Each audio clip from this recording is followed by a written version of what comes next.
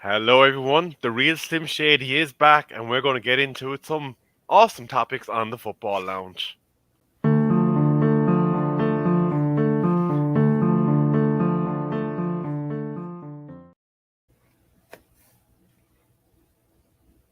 Well, hello, everyone, and you're very welcome to this Tuesday edition of the Football Lounge on the channel with the most, FTSN. I'm joined, of course, as always, by Cullum and Ross, who held down the fort in my absence. How are you doing, gentlemen? Do really, really well, thank you. Glad to have you back. Yeah, Ross, all the good man from this South side. Africa. All good this side, all good this side. Just happy to have you back, Rebel. It's been too long, man. Please bless up with these awesome topics. Bless us with them. Absolutely, and I am looking forward to getting into those topics. But before we do that, we do have some sponsorship material to cover. First of all, we are, of course, sponsored by GMS Global Mapping Surveys.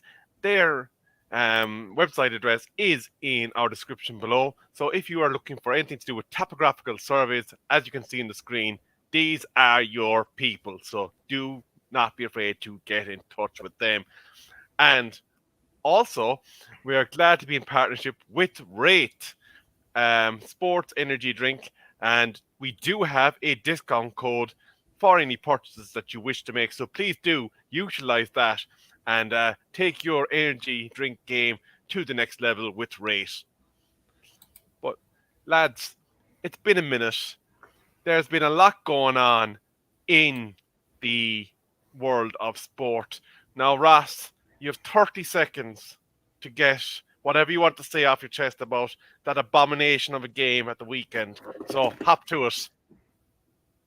It was a good game. I was surprised with the results. I'm not going to say too much. I need to be humble here. I was very excited. We broke the duck 27 years without a win at Villa Park against Man United. The curse is lifted. Onwards and upwards till Thursday night. We play them again in the Cup. Hopefully, we can repeat the success. Yes, indeed. Well, he has been nice to us in fairness, Column, so we'll have to give him some credit. But since he did mention the EFL Cup, before we do get into the nitty gritty, it is, of course, back tomorrow. Now, we thought we were going to have Bobby to talk about his particular fixture, but that isn't the case tonight. But, Column, just briefly, because I know the lads over in the Man United agenda are doing a preview show for this game tonight. What is your feelings with regards to the Villa game? Do you think it's going to be a case of vengeance most foul, or will Villa look to do a back-to-back W on us? Uh, well, very, very quickly, as you said, I think it's going to be a hard game. It really is. I'm not going to make excuses for anything or any. We still have quite a few players out injured, which is going to be the exact same problem as what we had at the weekend. If the same Villa turn up as what turned up at the weekend as well, because they were outstanding at the weekend, then it's going to be a back-to-back victory for them. Score prediction as well, just to finish off the segment. God. If Villa turn up like they did before, it could be another 3-1. If United turn up like we know they can, I'm going to go 2-0. Ross, do you think you can repeat the trick from last weekend? Well, look, before that game, my prediction was at most optimistic. It was a score draw. And look, Villa blew everybody away. Even I was surprised by that performance. But the cup is always different. United are going to come back and they're going to want revenge, especially at Old Trafford. I can foresee this game going to penalties. After that, it's a lotto. I think it's going to be a draw and it'll be settled on penalties. I'm presuming that is Bobby on the full-time sports account. Bobby, hush down now and take that absolute blood clot cheek out of your damn mouth, son, because that ain't bloody happening. Not in a month of Sundays. And I will be expecting you to apologise when it doesn't happen. Now, lads, the adverts are done. It's time to get on to the main topic. So, pull up the recliner, extend it out, grab your favorite brew, and let's get into this topic. And that is the Super League. Now, We as fans thought this thing was all dead and buried at the end of, was it the season, last season or the season before last? However, it is once again rearing its ugly head as certain teams do not seem to want to let it go. And I think it's mainly Barcelona, Juventus, and Real Madrid that are still the driving forces in ensuring that this Super League does happen. Now, there are some reports today that Fenway Sports, and the reason that they're looking to move on from Liverpool is because they did not get their way and the Super League did not happen. And now they're looking to dissolve at least some part of that stakeholding. But, Colm, unfortunately for us, a certain individual from across the pond who unfortunately has his name on the ownership papers of Manchester United is still a very prominent figure in this Super League situation. Edward was the lamb to slaughter when it backfired the last time, but now he has got nobody to hide behind. What is your thoughts on these reports that they're trying to get this thing up and running again? I personally think that this whole Super League is a complete joke. As you said, somebody that is associated with our club is pushing this to go forward. I mean, not only is he pushing it to go forward, he's the vice chairman, and he cannot hide from that now. It is all over the internet. It's on their official page. It's got his name there in black and white. I just don't understand why. Well, I do understand why. It's money. That's why. Money. And that's all they care about. I truly believe if this goes ahead, this is going to destroy football. Ross, very strong statement there from Colm. It's going to destroy football. Now, the Villa ownership have recently put in a lot of money into your playing squad. I'm not sure now what the mentality is amongst them in terms of trying to arbitrate for to get an invite into this sort of a party. Do you think your owners would fall in line with the Glazers and other major clubs if the opportunity arose? No, I don't think so at all. You see, with clubs like Aston Villa and all other mid-table teams within the Premier League, the majority of us are self-sustaining, meaning that a lot of the money that we make, we get generated organically, whether it's from sponsorships, ticket sales, player sales, and those of the likes.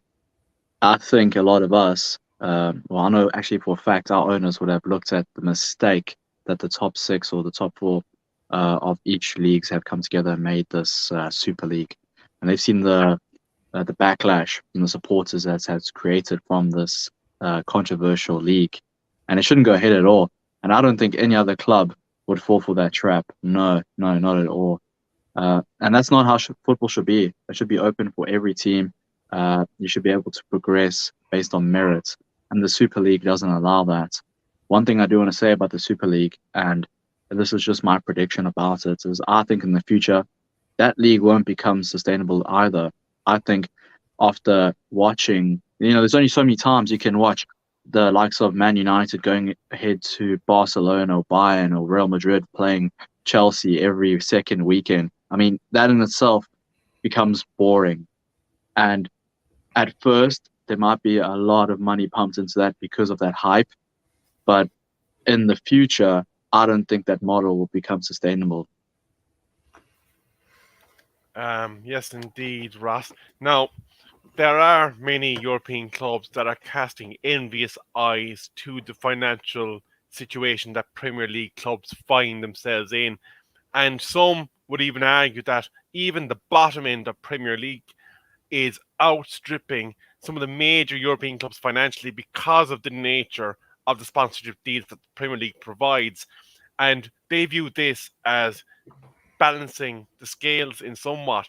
Colm, do you think that the Premier League in its own right has probably become a bit of an unwielding financial beast that is making these major European clubs look for alternative financing by way of these major money grabbing events like a Super League?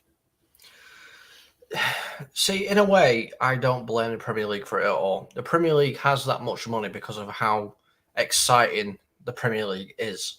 You know, if you look around the world, and this is no disrespect to any other league, because there's fantastic leagues everywhere. But if you look at the Bundesliga, for instance, your winners Bayern Munich. 9 times out of 10, Bayern Munich won it. So France, it's PSG. You know, in Spain, it's Real Madrid, Barcelona, and sometimes Atletico Madrid. Juventus is in Italy. Sometimes they get challenged by Napoli, you know, other teams like that. But the Premier League, you've got Manchester City, United, Arsenal, Liverpool, Chelsea, you know, all these big teams that people will pay good money to see. And of course, the Premier League is going to get financial backing for that. You know, it's one of the best leagues in the world, if not the best league in the world. But in theory, Column, if you're looking at Serie A, in reality, there's the two Milans, there's Juventus, there's Fiorentina. There's a lot of major clubs that are sitting in Italy that, given the right financial set of circumstances, could be major superpowers again in European football. So obviously there's some reason as to why they cannot bring themselves back to their former glory days, because we all remember Gabriel Battistuta's Fiorentina. We all remember Kaká's AC Milan. There's so many great major moments in Italian football. And even looking back in the days when I grew up, it wasn't Premier League football that the local bog channels were able to show here. It was Serie A football, because that was where the altar of football was at the time. And now Premier League has taken over. Ross, is it financially that these leagues, because of finances, that these leagues have declined to the state that they're in, where only one or two clubs are able to sustain the major finance that's required to compete at European level? Yeah, I think, the Super League in itself, it's all just a money grabbing scheme. Yes, they have this promise of delivering elite football regularly for fans to watch, for the neutrals, for the fans of the teams that will be participating. There's no doubt that it will be exciting at first, and there'll be a huge influx of finance, regardless of the league, whether it is in the Premier League teams that compete, the Bundesliga and the likes. I do feel that it's actually quite selfish, and this is what I'm saying is it's pretty self-explanatory. I'm sure everybody understands that it's pretty selfish and greedy of what the clubs are doing. But I'd like to take that a step further and think that within leagues, you have moral and ethical governance, and what they're doing is just violating it completely, where they're destroying their own pyramids within their respective countries. Italy used to be the world's best league, and the reason for that was because organically players got developed there from lower leagues. So you think about the likes of your Maldinis, your Gattusos, your Buffons, all those players were developed locally, and they took all the training and obviously other star players there and were able to contribute to the national team and their respective clubs and compete at the top European levels for the Champions League or the European Cup, as it was known before. And that's what created focus onto a specific league and what generated the majority of the money, which became an income to the country and that league in particular.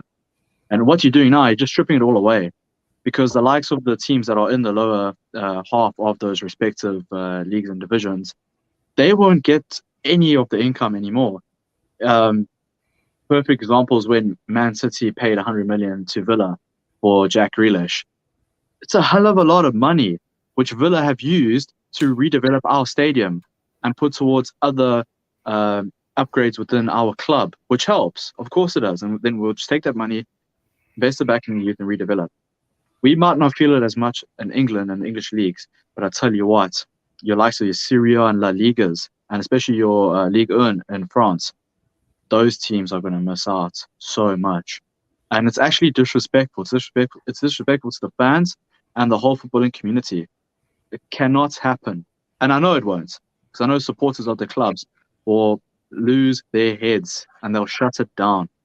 So they can try and force it. I don't know how successful it will become if they do try. There might be that hype at the beginning, but as I said, it won't be sustainable. I mean, I just want to jump on the back of what Ross is saying there. I mean, obviously, it's going to affect the overseas clubs. It's going to affect the other European clubs. But not only is it going to affect the European clubs, it's going to affect it is going to affect English football because money trickles down. There's clubs in League Two and League One of the English game, and the Vanarama South, Vanarama North. Some clubs in the Championship that rely on the money that gets trickled down.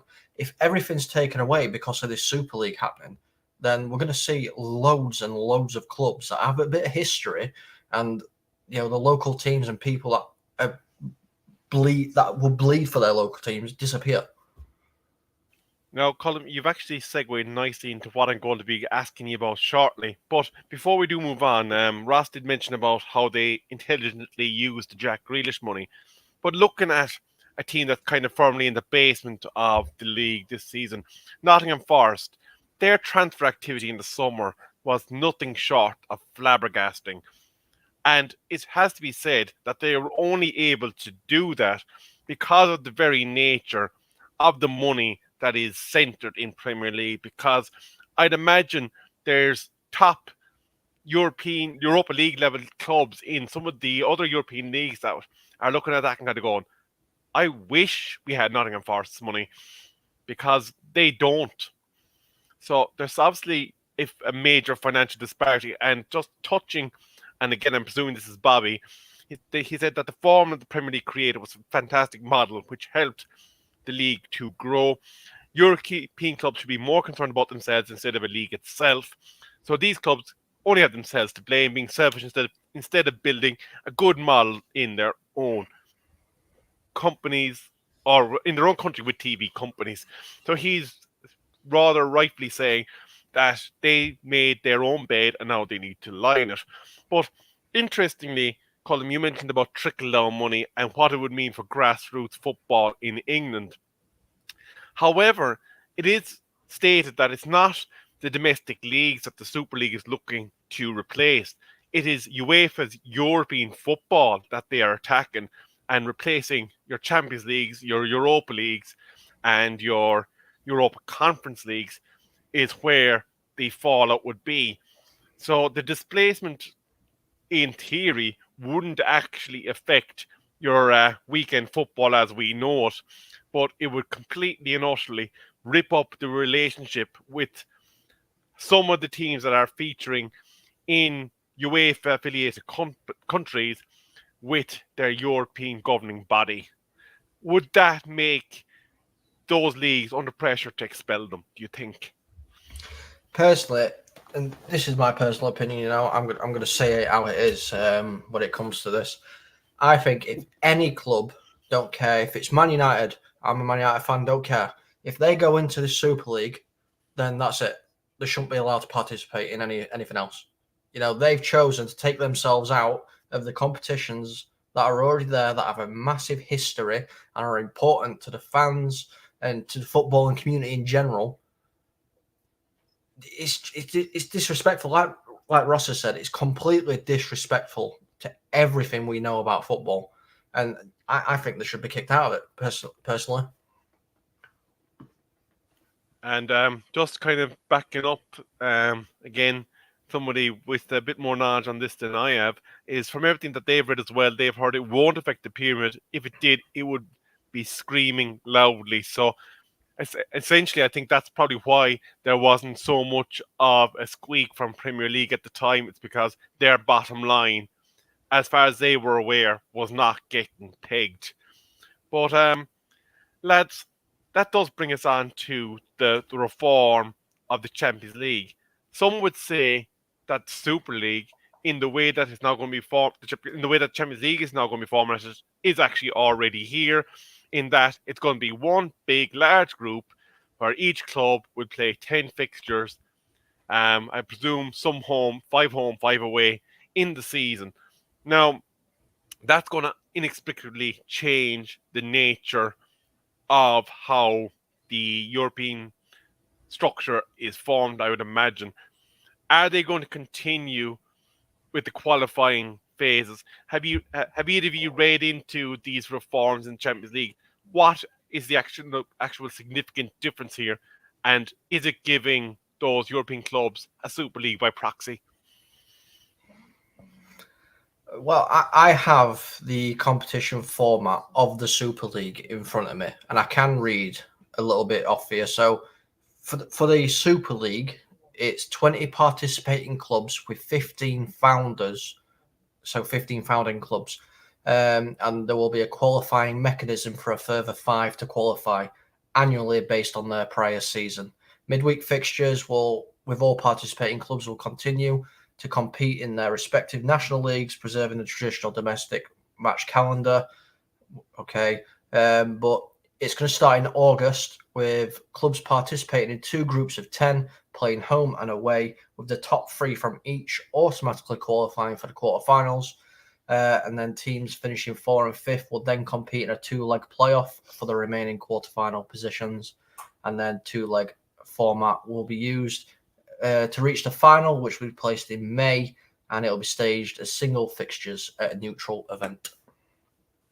So, by contrast, the new format that's going to be coming into effect for the Champions League is going to be a 36-team tournament commencing on the 24-25 season. It's going to take the competition from 125 games as it is currently to 225 games, with each team playing 10 games in the group stage. However, that was the initial one, and it's now been scaled back to 8. It means 2 extra match days will be needed for the Champions League group stage. And the way it's going to be formatted is that the 36 teams is going up from its original 32, with the extra 4 coming from the third place team of the league, ranked 5th by UEFA, an additional team via the Champions Path qualifying route, which features the leagues ranked outside the top 10, and 2 places are reserved for the 2 countries with the highest coefficient score in the current season. This season, 5th place in Premier League and 2nd in the Dutch Eredivisie would have gone straight into that group stage. So basically, it looks like 1 to 5 would be enough to qualify for the money pot of the Champions League. It's not quite the Super League in terms of it's not locking down the 15 so-called founding fathers, but the money that's going to be generated from this Champions League reform surely is going to soften the cough of a lot of those owners that would have fallen into line with Super League, because they are getting what they want without the bad press, aren't they, really? Well, really, they are doing, yeah. I mean, if you look at it this way, if the Super League does end up happening, then they need to kick these 15 founding clubs, whoever they may be, out of the Champions League, and then that gives teams that aren't really likely to get into the Champions League more of a chance. Let them experience the Champions League. I don't know. Ross will be able to know a bit more than me, but Aston Villa in the Champions League, something Villa fans would love. I mean, because you got to think it's going to take out. I don't know, because I don't know the full clubs who are in it, but let's say Man City, Man United, Liverpool, Chelsea, Arsenal. I think Tottenham were invited inexplicably. And Tottenham. So that's 6 of the people that are always competing for the Champions League. 6 of them. So that leaves it open for a lot more people to get involved in it. Now, the only thing is, though, looking at this from a business perspective with our business hats on for a second, Ross, obviously, if this happened and these clubs were then obviously kicked out from the UEFA umbrella, that would then surely devalue the interest of the major sponsorship partners, and they would be looking at it as saying, lads, you're no longer providing us the best teams. That invalidates our contract with you. Therefore, we're pulling out. So, in essence, would it not kill UEFA's European football model if they weren't able to recoup the financial loss from the clubs that have breached this agreement with UEFA? Now, it is my understanding that a lot of these clubs that did be part of the original 15 have signed new agreements with UEFA. So, and imagine they're ironclad, because UEFA would want to let them pull this shenanigan again. Yeah, I'm going to just scale back a little bit before I touch on that, because there's so much to dissect and get into. So what I'm going to start with firstly is I'm going to touch on a club on the size of Aston Villa. and what it means for me as a Villa fan to get into the Champions League. I want my club to earn the right to get to the Champions League. Hell, don't even worry about the Champions League. I would be ecstatic if we get Conference League, Europa Conference League.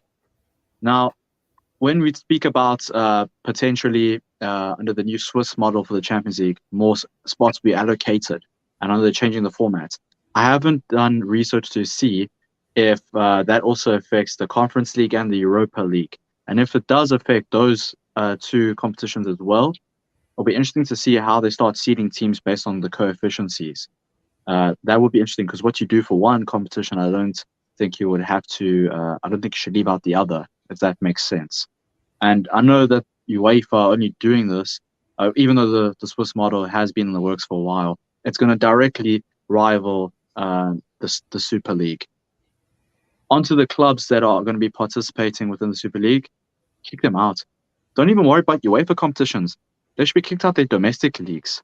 And it's so frustrating and upsetting because you look at clubs like Manchester United, who's got over 100 years of history within their club. Both you guys being Man United fans, you've had your generations of family and friends that have supported their club. I'm sure from your elders, whether it's your fathers, your grandfathers, uncles, whatever, they would have told you stories growing up about certain players doing certain things or just certain memories that come to light that made being a supporter on that particular day worthwhile. All that gets wiped out. All that memory gets tarnished. It's incredibly frustrating from a club, from a fan of a club from the outside the top six looking in, because we've been working our asses off to get up there and compete with you guys. There's been a lot of false dawns with the likes of clubs like Aston Villa. Burnley a couple seasons ago were challenging for top 7, and Wolves as well. And now you see Newcastle, albeit under new ownership. When it comes to the UEFA competitions and those respective clubs, I don't see any way back. And financially, people say, okay, yes, the Super League's going to be backed by Goldman Sachs and other banking industries. That's only going to get you so far, because I will say right now that brands like Adidas, Coca-Cola, Heineken, all those major sponsors of the Champions League won't go anywhere near the European Super League. And Adidas, perfect example, they sponsor Manchester United. They also produce the World Cup balls. Do you think they're going to have that conflict of interest between FIFA and the Super League? Of course not. They're not going to have that at all. Logistically, down to business, it won't make sense for those brands. There's no club and no brand that's bigger than the fans that support them. And if you get those brands that interfere with the Super League, they're going to be boycotted. Fans are ruthless. I mean, within a day of the Super League being announced, the English fans were outside there in their numbers protesting against the club owners. Can you imagine what would happen PR-wise to those brands? It's not going to happen. I just see too many constraints for this to be a viable option. And if they live off debt and hope that income from ticket prices and merchandise is going to keep them afloat and be sufficient, it's not. These guys are dreaming. Long term, it's not going to be it's not going to be sustainable at all. I think that's very much a clear indictment of how most fans feel. Obviously, me and Colm have our reservations about a certain family across the pond who holds title of our club, and we don't think that they act in the best interest of that club, but that's a different ball game. And there was an outright backlash to all the clubs that signed up to the original Super League, so much so that it wasn't announced a day when 90% of them had already dropped out. But we are coming up towards the back end of the show, and before we get through some final messages, there was an announcement today from Premier League that the 2023-24 season will take place from the 12th of August 23 to the 19th of May 24, and for the first time it will feature a mid-season break between the 13th and 20th of January 2024, and they have also stated that no game will take place back-to-back in the Christmas period unless it has at least 48 hours of a respite period. So that is some of the major changes announced from Premier League today. But Colm, I think you have some very important news for our viewers, and also you might let them know what's coming up for the rest of the week as well, if you don't mind. Yes, so the first thing is, as we all know, Christmas is only round the corner. So let's spread a little cheer.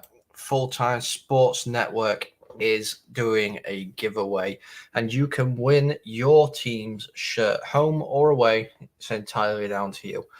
It's as simple as getting involved in the chat, whether that's live with us right now or in any of the shows or after the show is finished. Obviously, we do try to reply to everybody that does leave comments as well. We interact that way, and we will be picking a winner for your team's shirt.